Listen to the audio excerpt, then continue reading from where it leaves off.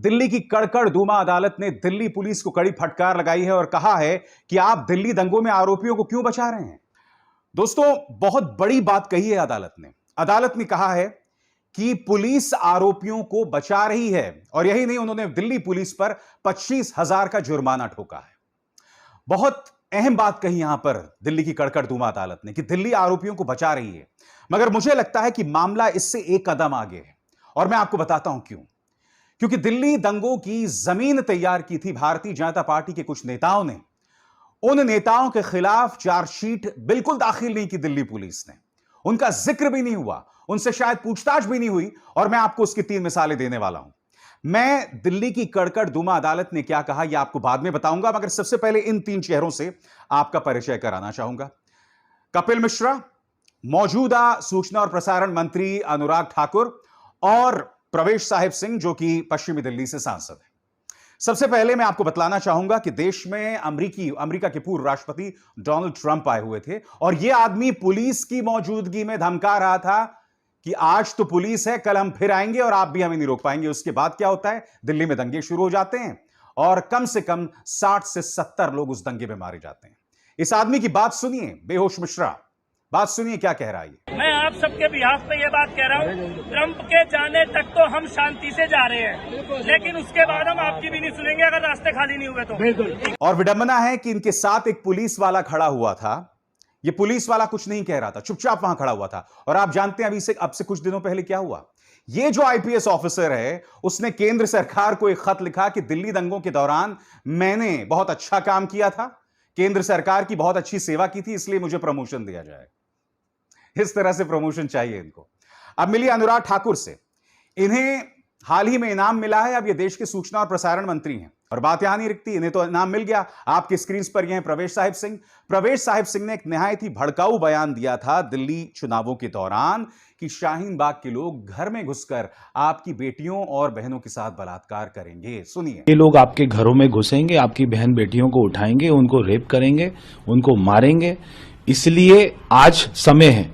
कल मोदी जी नहीं आएंगे बचाने, कल अमित शाह जी नहीं आएंगे बचाने, आज समय है। और इन तीनों बयानों के बाद क्या होता है, कम से कम जो बाकी के 2 बयान थे अनुराग ठाकुर और प्रवेश साहिब सिंह के बयानों के बाद, इन 2 शहरों को देखिए, कपिल गुज्जर और राम भक्त गोपाल, ये दोनों बंदूक या पिस्तौल लेकर पहुंच जाते हैं जामिया और शाहीन बाग और वहां गोलियां चलाने लगते हैं। क्रोनोलॉजी को समझिए।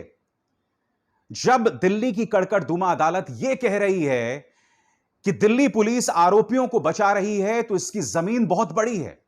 मैं आपको बतलाना चाहूंगा दोस्तों कि दिल्ली की अदालत ने दरअसल कहा क्या कल, आपके स्क्रीन पर।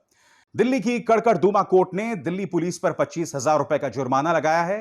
कोर्ट ने यह जुर्माना दिल्ली हिंसा 2020 के दौरान अपने कर्तव्यों का निर्वहन ठीक से ना कर पाने की वजह से लगाया है, यानी कि दिल्ली पुलिस हिंसा के दौरान अपना काम करने में विफल रही, इसी एवज में उस पर जुर्माना ठोका गया है।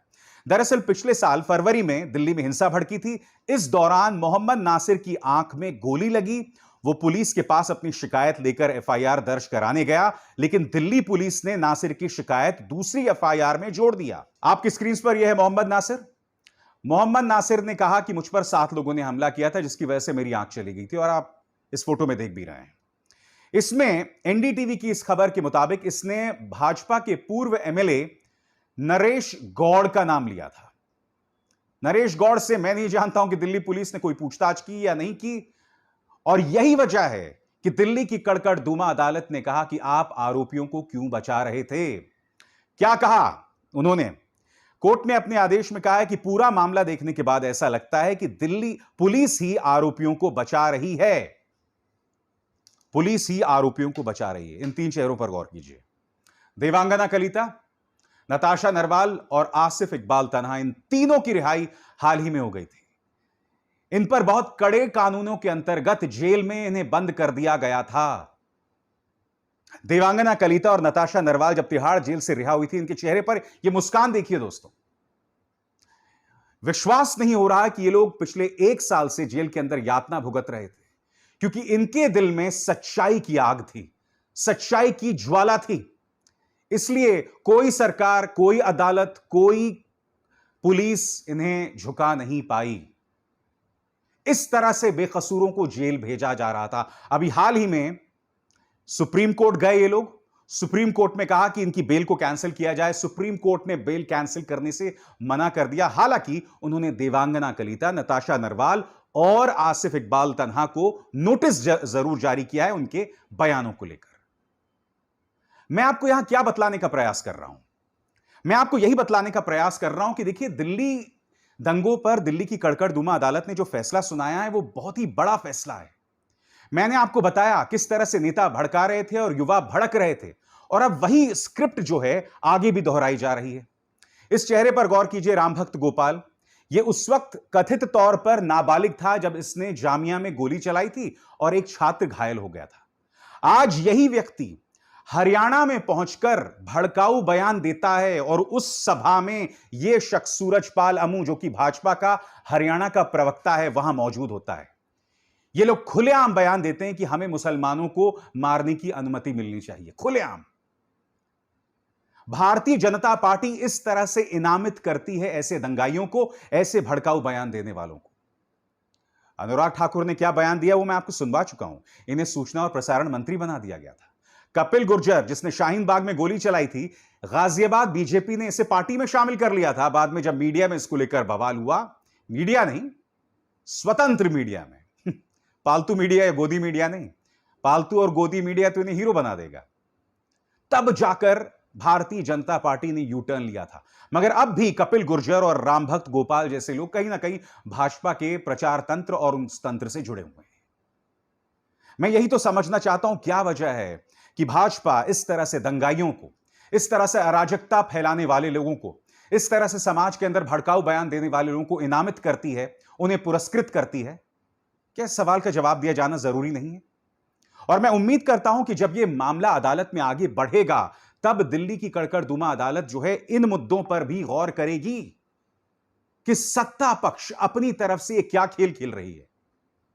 इस पर गौर किया जाना बहुत जरूरी है, क्योंकि मैं आपको बतलाना चाहता हूं दोस्तों, इस चेहरे पर गौर कीजिए। यति नरसिंहानंद सरस्वती, यह गाजियाबाद के किसी मंदिर का पुजारी है। यह आदमी लगातार भड़काऊ बयान दे रहा है दोस्तों, और मैं दावे के साथ कह सकता हूं कि ऐसे कई बयानात जो हैं उत्तर प्रदेश की पृष्ठभूमि में दिए जा रहे हैं। मकसद साफ है, क्योंकि देखिए, हरियाणा में भी जो हुआ उसके भी तार कहीं ना कहीं उत्तर प्रदेश से जुड़े हुए हैं। उसका भी मकसद है कि उत्तर प्रदेश के अंदर हिंदुओं और मुसलमानों में तनाव पैदा किया जाए, हिंदू को गोलबंद किया जाए और हिंदू आपके पक्ष में वोट डाल दे। इन्होंने हिंदू को भेड़ बकरी समझ लिया है, और यह हम हिंदुओं के लिए शर्म की बात है कि कोई पॉलिटिकल पार्टी जहर के आधार पर, नफरत के आधार पर हमारा वोट हासिल कर सकती है। तो मैं आपको बतलाने का जो प्रयास कर रहा था कि बिल्कुल वही स्क्रिप्ट जो हमने दिल्ली दंगों से पहले देखी थी, जिसमें तमाम नेता भड़काऊ बयान दे रहे थे, अब यही नेता, ये छोटे मोटे नेता लगातार ये बयान दे रहे हैं। उत्तर प्रदेश के चुनाव 7 या 8 महीने बचे हुए हैं, वही स्क्रिप्ट, वही क्रोनोलॉजी फॉलो की जा रही है, उसका अनुसरण किया जा रहा है। मैं आपसे जानना चाहता हूं कि इस देश के एक नागरिक होने के नाते क्या आपको इस बात की चिंता होनी चाहिए या नहीं होनी चाहिए? या जो बात मैं आपसे कह रहा हूं ये सब कोरी बकवास है? मैं चाहूंगा कि मेरे इस बात पर आप टिप्पणी करें कमेंट सेक्शन में। मैं चाहूंगा कि आप मुझे समझाएं कि आप किस समाज का हिस्सा होना चाहते हैं। वो समाज जहां के नेता हमें बांटने वाले बयान दें, जहरीले बयान दें, समाज के अंदर ऐसे हालात पैदा करें जिसके चलते हमारे बुजुर्ग मां बाप, हमारे बच्चे, वो खुद को दंगे भरे हालात में पाएं। दिल्ली इसकी एक बानगी है। दिल्ली के दंगों में सिर्फ मुसलमान नहीं मारे गए थे, हिंदू भी मारे गए थे। मैं वही तो समझना चाहता हूं कि आखिर उन दंगों के लिए मैं उन नेताओं को जिम्मेदार क्यों ना मानूं जो इस तरह के जहरीले बयान दे रहे थे। कपिल मिश्रा, इस पर कोई कार्रवाई क्यों नहीं की गई, मुझे बताइए आप। बाकी दोस्तों, हैरत होती है जब समाज इस कदर नफरत में अंधा हो जाए। यह बतलाता है, मैं उन नेताओं को दोष नहीं देता हूं, उन नेताओं को लगता है कि उनके सर्वाइवल के लिए, उनके पॉलिटिकल सर्वाइवल के लिए वो सिर्फ ये जहर का प्रचार प्रसार कर सकते हैं। मगर आप जो समझदार हैं, आप क्या कर रहे हैं मुझे बताइए ना आप। तो एक तरह से कहा जा सकता है दोस्तों, हर जगह इनकी यही हालत है। दिल्ली दंगों पर दिल्ली की कड़कड़दुमा अदालत ने क्या कहा मैंने आपको बताया।